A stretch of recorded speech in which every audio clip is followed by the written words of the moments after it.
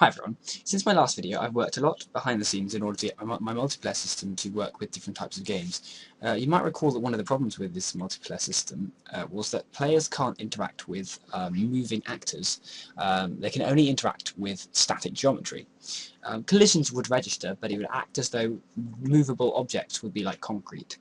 The reason this happened was that beforehand, server players and non-players were updated differently, and this meant they couldn't interact across the simulations.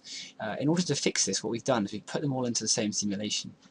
Now, to facilitate this, I've had to move away from having each player update at its own accord, and instead we now have to synchronize the inputs so they arrive in time so that we can simulate them all in one go.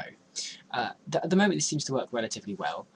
It's less robust than the previous method in the sense that clients can have packets that don't get to the right place in the right time, but overall it's a lot more reliable.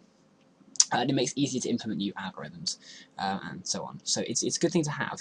Now, to demonstrate this, if we start the server, it's running at 20 frames per second for a reason, I'll show you in a minute, and then we click on this client over here. As we turn around, we'll load all of the geometry, and the reason it takes a while to load is because it basically, when we turn around, the server will have to receive our new rotation information before it can then send us the newly relevant actors. So the longer the latency between me and the server, the longer it takes for me to load new objects. You can see that it's very smooth, and we're running at between 20 to 15 frames per second. The reason for that is simply that I'm recording. Now the issue is this game now simulates at 20 frames per second, even though it has a different frame time, as you can see. I've had to move towards a fixed time step, which means the logic has to update at a set frequency, and I've simply separated that away from the render frame rate. So you can render at 60 frames per second but be only simulating at 30. The only requirement for this system is that the client and the server have the same simulation time, and you might want to set that at a safe margin, so 40 frames per second or even 60. I've set it at 20 just because I don't think I can simulate at 60 when I'm running recording. Recording is very heavy for some reason. On occasion this system will bug out because it's less robust in a lot of ways, but it's much easier to extend. You can see that I can interact with all of these players, or in this case these are just movable geometry with position information. These spheres I'm spawning are projectile objects, and I just fell through the map.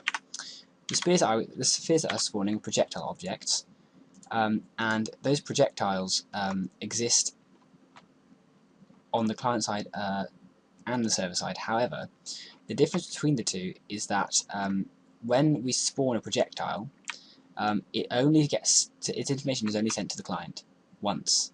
Thereafter, it becomes a local object, and information isn't sent about it anymore. This means that we can avoid heavy bandwidth requirements by simply sending it once. And I keep falling through the map. So I'm looking forward to implementing this in the game at some point.